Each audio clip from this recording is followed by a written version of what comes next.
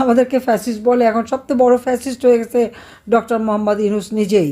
কারণ বাংলাদেশে কোনো নিউজ প্রচার করতে পারে না। যারা সবথেকে আহ্লাদ করে নিয়ে এসেছিল ক্ষমতায়, তাদের উপরেও হামলা, তাদেরও পোড়াচ্ছে।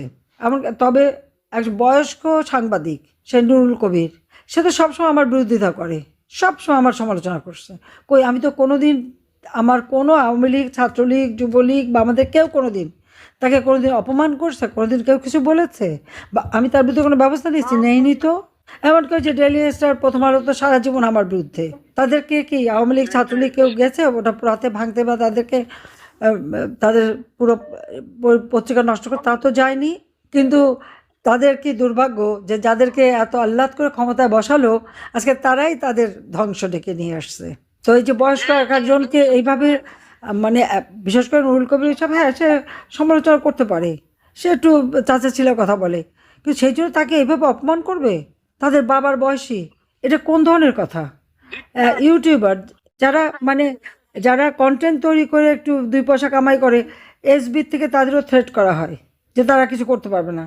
বিজয় দিবসে পর্যন্ত এইভাবে চলে যাচ্ছে। তো এইভাবে অনলাইনে কিছু কাজ করে খায়, তাদেরকেও থ্রেট করা হচ্ছে। কাজে এই যে ইউনূস স্টাইলে শিক্ষকদের লাঞ্ছিত করা, ঢাকা ইউনিভার্সিটির শিক্ষকদের লাঞ্ছিত করা হলো, হিন্দুদের উপরে চরম অত্যাচার, একটা ভুয়া তথ্য দিয়ে সেই মানে দীপককে কীভাবে তার আগুন দিয়ে পোড়ালো। এরা কি মানুষ? এরা তো জানোয়ারের থেকে অধম। এরা আমাদের উপরে দোষারোপ করে গুম, খুন, আয়নাঘর। এখন গোটা বাংলাদেশটাই হয়ে গেছে আয়নাঘর। কোনো এলাকায় কোনো মানুষের জীবনের কোনো নিরাপত্তা নাই। কখন যে কার বাড়িতে ঢুকবে, কখন যে কার মেয়েকে রেপ করবে, বউকে রেপ করবে, বা মাকে মারবে, বাবাকে মারবে, বা ভাইকে মারবে, বা গ্রেপ্তার করে নিয়ে যাবে, এর কোনো নিয়ম কানুন আজকে আর নেই। তারপর আবার বলে দেয় মামলা লাগবে না, মামলা ছাড়াই আওয়ামী লীগের নেতাকর্মীকে অ্যারেস্ট করা যাবে। কেউ যদি আইনের শাসনে বিশ্বাস করে তাহলে এ কথা বলতে পারে না। এটা তো সম্পূর্ণ খুনি ফ্যাসিস্টদের কথা। আমাদেরকে ফ্যাসিস্ট বলে। এখন সবচেয়ে বড় ফ্যাসিস্ট হয়ে গেছে ডক্টর মোহাম্মদ ইউনূস নিজেই। শুধু ফ্যাসিস্ট না, সে তো খুনি এবং জঙ্গি। যত জঙ্গিরা বন্দী ছিল তাদেরকে দিয়েছে মুক্তি, এখন জঙ্গিদের রাজত্ব। তাদেরকে নিয়ে এরাই হচ্ছে ইউনূসের ক্ষমতার হাতিয়ার। সমস্ত জঙ্গি, সন্ত্রাসী, অস্ত্র চোরাকারবারি, হত্যাকারী সবাইকে কারাগার থেকে মুক্তি দিয়ে দিয়েছে।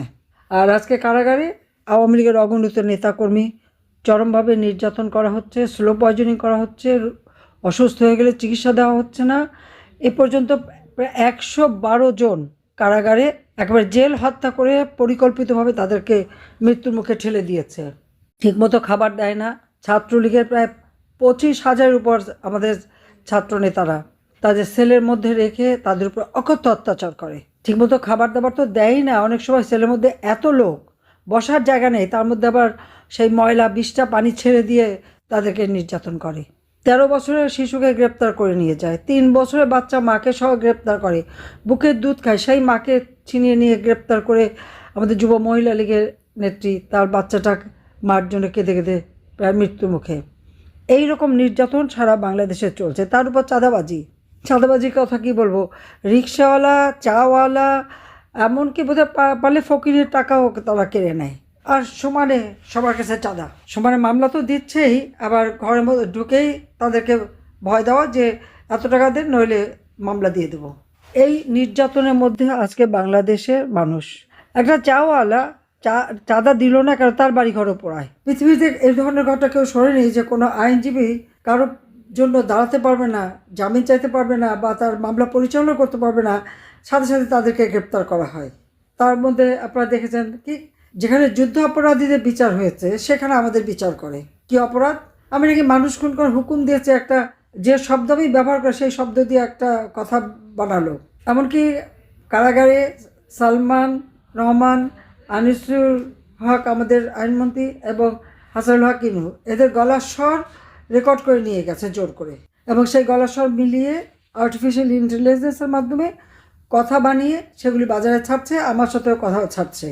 আইন শৃঙ্খলা রক্ষাকারী সংস্থা পুলিশকে মেরে মেরে পা বেঁধে ঝুলিয়ে রাখে।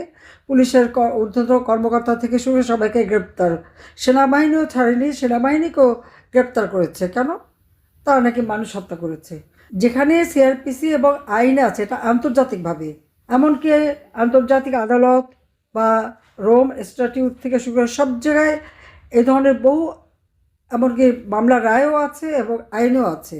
এবং সেটা তো এখন বরিশালের পুলিশ কমিশনার, চট্টগ্রামের পুলিশ কমিশনার, ঢাকার পুলিশ কমিশনার ইউনূসের আমলে তারা নিজেই বলে দিল যে যদি রাষ্ট্রীয় সম্পদ ধ্বংস করে কোনো মানুষকে হত্যা করতে যায় বা কোনো ধ্বংসাত্মক কাজ করে তাহলে পুলিশ সরাসরি গুলি করতে পারে, এখানে আইনে দেওয়া আছে। তাই যদি হবে তাহলে পুলিশ অফিসারদের কেন বা পুলিশের বিরুদ্ধে মামলা কেন, সেনাবাহিনীর সদস্যদের বিরুদ্ধে মামলা কেন? তারা তো দায়িত্ব পালন করছিল। বা আমাদের বিরুদ্ধে যে মামলা, আমরা নাকি হুকুম দিয়েছি, সে মামলা কেন? আমাদের তো হুকুম দেওয়ার প্রয়োজন হয় নাই, তারা তো যথাযথ ব্যবস্থা নিয়েছে। বরং হুকুম দিয়েছে ডক্টর ইউনূস যখন গোপালগঞ্জে ওই এনসিপির সেই তাকে তথাকথিত নেতারা যখন ওখানে যে বঙ্গবন্ধুর বিরুদ্ধে কথা বলতে শুরু করেছিল, গোপালগঞ্জের মানুষ সেটা সহ্য করতে পারেনি, তাদের ধাওয়া দিয়েছে। তাদের হাতে কোনো অস্ত্র ছিল না, কিছু ছিল না, তারা সেখানে ধাওয়া দিয়েছে দেখে তারা ভয়ে ভীত হয়ে তখন তাদেরকে উদ্ধার করার জন্য সেনাবাহিনী পাঠানো হলো এবং সেনাবাহিনীর সাজোয়া বাহিনী পাঠিয়ে দেওয়া হলো। আর তারা কাঁপতে কাঁপতে সেই সাজোয়া বাহিনীর ভিতরে ঢুকে গুলি করতে করতে তাদেরকে বের করে নিয়ে আসলো ভিন্ন রাস্তা দিয়ে। গোপালগঞ্জ থেকে বের হয়ে সেই চিতলমারির ওই রাস্তা দিয়ে বা ফকিরহাট মোল্লারহাট হয়ে তারা খুলনায় এসে, খুলনা থেকে কোন ফাঁকে কীভাবে ঢাকা আসছে কেউ বলতে পারে না, ইঁদুরের মতো সব পালালো, গর্তে ঢুকে গেল। এবং ইউনূস বলে দিল তাদের উদ্ধার করতে এবং সেনাবাহিনী সরাসরি গুলি করে ওখানে 5 জনকে হত্যা করলো। এমনকি একটা ছেলে একটু তো সাধারণ একটা কাজ করতো, তাকে মাটিতে ফেলে গলা পাড়া দিয়ে বুট দিয়ে গলা পিষে তাকে হত্যা করলো। ওই যারা এই ধরনের ঘটনা ঘটিয়েছে তাহলে তো ইউনূসের বিরুদ্ধে মামলা হতে হবে, যারা এই ঘটনা ঘটেছে তাদের বিরুদ্ধে মামলা হতে হবে। কই সে মামলা তো হয়নি। আর যেখানে আমরা কিছুই বললাম না, আর কর্তব্যরত আইন অনুযায়ী তারা পদক্ষেপ নিয়েছে। যখন পুলিশকে মেরে পা বেঁধে ঝুলায় তো পুলিশ কী করবে? ওদের গলায় ফুলের মালা দেবে? না পুলিশ তার সহকর্মীকে উদ্ধার করার চেষ্টা করবে? অথচ তাদের বিরুদ্ধে সব মামলা। এই অরাজকতা চলছে বাংলাদেশে। আর লুটপাটের কথা তো বলা যায় না। কবরের থেকে মানুষ তুলে কবরে আগুন দিয়ে পোড়ায়, মুক্তিযোদ্ধাদের কবরস্থানে আগুন দেয়, কোনো কেউ মানে এখন আর নিরাপদ না। এই অবস্থা দেশে চলছে এখন। এখন নিজেদের মধ্যে খুনোখুনি শুরু, কারণ ক্যান্ডিডেট, জামাতের ক্যান্ডিডেট, তারপর কি ইনকিলাব মঞ্চের ক্যান্ডিডেট, এনসিপির ক্যান্ডিডেট, বিএনপির ক্যান্ডিডেট, এখন কে কাকে খুন করছে সেখানে প্রকৃত খুনি খোঁজে না। সব দোষ আওয়ামী লীগের, সব দোষ যুবলীগের, ছাত্রলীগের, বাস সবার বিরুদ্ধে মামলা, আসল খুনি কিন্তু পার পেয়ে যাচ্ছে। এই যে অরাজকতা একটা পরিস্থিতি বাংলাদেশে। আর নিজেরা আওয়ামী লীগ ব্যান, আওয়ামী লীগ ইলেকশন করতে পারবে না। কেন ব্যান? কারণ আওয়ামী লীগের বিরুদ্ধে, আমার বিরুদ্ধে এত বদনাম, এত কিছু ছড়ালো। আমরা রেহানা, আমার 5টা ছেলে মেয়ের বিরুদ্ধে পর্যন্ত সেই 10 কাঠা জমি কেন নিলাম তার জন্য মামলা দিয়ে শাস্তিও দিয়ে দিল। ইউনূসের 4080 কাঠা জমি পূর্বাচলে সে নিসর্গ নামে একটা রিসোর্ট তৈরি করেছে। আর আমরা 10 কাঠা করে জমি কেন কিনলাম? বিরাট অপরাধ করে ফেলছি। কারণ বঙ্গবন্ধুকে হত্যা করে ফেলেছে, 32 নম্বর ভেঙে গুঁড়িয়ে দিচ্ছে, এখনও ভাঙছে, ভেঙে টেঙে এখন মাটির সাথে মিশিয়ে দিচ্ছে। এতে কোনো অপরাধ নাই।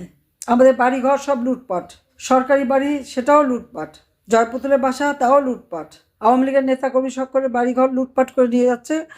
ওই লুটেরারা অপরাধী না, নির্যাতনকারীরা অপরাধী না, যারা নির্যাতিত তারা অপরাধী। আর কত সহ্য করবে মানুষ? সাধারণ মানুষের জীবন নিয়ে না বিশ্বাস উঠে গেছে। কাজে এখন সময় এসেছে সবাইকে রুখে দাঁড়াবার। আমি প্রবাসীদের বলবো যে আপনারা শক্তি সাহস যোগাচ্ছেন, আর্থিক সহায়তা করছেন, সে ধন্যবাদ জানাই। সাথে সাথে যার যার নিজের এলাকায় আমাদের নেতা কর্মীদের মাঝেও আপনারা সাহস যোগান, যে একবার জনগণ রুখে দেওয়ালে এরা টিকতে পারবে না। আর ইউনূসকে যারা ক্ষমতায় আদর নিয়ে বসিয়েছিল এখন তারা দেখছে যে ইউনূসটা সে তো জঙ্গিদের নেতা, অস্ত্র চোরা কারবারি, 10 ট্রাক অস্ত্র চোরা কারবারির যে আসামি, ইউনূস তাকে ছেড়ে দিয়েছে। সে এখন তার সব থেকে রাইট হ্যান্ড ম্যান। গ্রেনেড হামলায় যে আসামি সেও তার সাথী। যত জঙ্গি, হলি আর্টিজানের যে জঙ্গি হামলা, যেখানে জাপান, ইটালি, শ্রীলঙ্কা বিভিন্ন লোক মারা গেল, সেই জঙ্গিদের সে মুক্ত করে দিয়েছে। যত খুনি ছিল তাদের মুক্ত, যত সন্ত্রাসী জঙ্গি সব মুক্ত। এরাই হচ্ছে ইউনূসের শক্তির আধার। বাংলাদেশটাকে কোথায় নিয়ে যাচ্ছে? কাজে বাংলাদেশটাকে উদ্ধার করতে হবে, বাংলাদেশের মানুষের ভাগ্য পরিবর্তন করতে হবে। তার জন্য সকলকে ঐক্যবদ্ধ হতে হবে। এবং এখানে আমি বলবো, আপনারা দূরে থাকলেও আমি জানি দেশের সাথে যোগাযোগ আছে। কাজীদের সাথে যোগাযোগ রেখে মানুষকে যেভাবে সহযোগিতা করে যাচ্ছে সেভাবে সহযোগিতা যেমন করতে হবে, সেই সাথে সাথে বাংলাদেশের এই যে বর্তমান অবস্থা, আপনারা যে দেশে আছেন সেই দেশের রাজনীতিবিদ, সেই দেশের সরকার, সেই দেশের বিরোধী দল, সেই দেশের যারা জনপ্রতিনিধি, তাদের কাছেও তুলে ধরতে হবে। কাজে আজকে আমি বলবো যে সবাইকে ঐক্যবদ্ধ হতে হবে এবং দেশের মানুষকে আপনারা সাহস দেন, বিদেশিদের এই অপপ্রচার, ইউনুসের যত অপকর্মগুলি সেটু প্রচার করে ধরেন। ইনশাআল্লাহ এই দিন থাকবে না, অন্ধকার কেটে যাবে, আবার নতুন সূর্য উদিত হবে, আমরা আবার আমাদের হারানো বাংলাকে ফিরে পাবো, আবার অন্ধকারে পূব আকাশে নতুন সূর্য উদিত হবে। সবাইকে ধন্যবাদ। জয় বাংলা, জয় বঙ্গবন্ধু, বাংলাদেশ চিরজীবী হোক। সবাই ভালো থাকেন, সুস্থ থাকেন।